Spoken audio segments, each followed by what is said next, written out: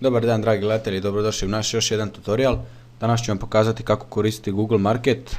Mnogi ljudi imaju to na Androidu, to jest dobiju to s Androidama, ne znaju uopće čemu služi, koja je svrha. Evo ovako za početak kažemo, znači to je market s kojeg vi skidate aplikacije. Naravno imate besplatne aplikacije, imate i one plaćene. One plaćene naravno naznačeno vam je da se plaćaju i vidite hoćete ih skidati, znači ne možete nikako ajmo reći nastradati.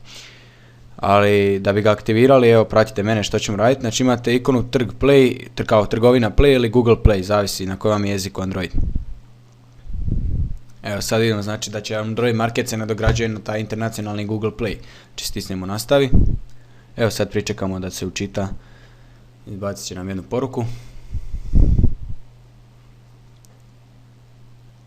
Evo kao što vidite znači da moramo prihvatiti te njihove uvjete, jednostavno stisnemo prihvati.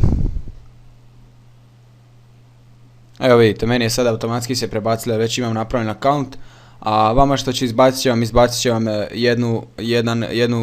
jedan prikaz gdje ćete vi morati upisati svoju mail adresu ili ako nemate napraviti novi account. Ja vam preporučujem da napravite novi account, znači jednostavno sve vam je objašnjeno kako, to je minutu posla, naravno morate biti povezani sa internetom. Evo sad ću vam pokazati kako se to koristi. Znači evo tu imate najpopularnije plative. Znači to su te koje se plaćaju, njih naravno ne možete kupiti ako nemate napravljenu račun s karticom, a to vam, ako vam treba. Evo tu su te najpopularnije besplatne, kao što vidite Viber je najpopularniji, napravit ćemo i video kako koristiti Viber. Imamo najuspješnije i tako to, evo ja ću sad skinuti jednu aplikaciju da vidite kako to radi. Znači evo jednostavno skinut ću 24 sata, jednostavno samo stisnete na instaliraj, sačekate da izbaci svoje uvjete koje morate prihvatiti, prihvati i preuzmi. To je to. Evo sad vidimo gore znači da se 24 sata skida i sad će nam izbaciti kako ide, znači evo 1% je skinuto. To naravno ide jako brzo kao što vidite, onda piše instaliranje stavke 24 sata. Naravno sve to morate biti povezani na internet. Evo pričekamo da se instalira.